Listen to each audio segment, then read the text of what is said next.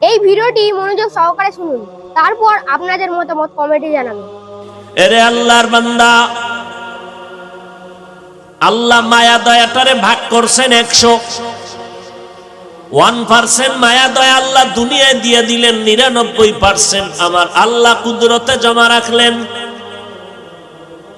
1% মোহাব্বত আর মায়া মানুষকে এককভাবে দেন না, দুনিয়ার সব মাখলুকতের প্রাণীদের মধ্যে মিলায় দিয়ে দিছেন ভাগ ভাগ করে। নদীর মাছ কিছু পাইয়া বাচ্চা নিয়ে ঘুরে, বাচ্চারে আলাদা ছেড়ে দেয় না, মোহাব্বত দয়া। জঙ্গলের প্রাণীরা বাচ্চাটারে ফালায় দেয় না, ওই 1% কিছু মায়া পেয়েছে মানুষ, এজন্য ভাই ভাইয়ের জন্য জীবন দেয়, মা বাবার জন্য সন্তান জীবন দেয়, মা বাবা সন্তানের জন্য জীবনকে উৎসর্গ করে দেয়।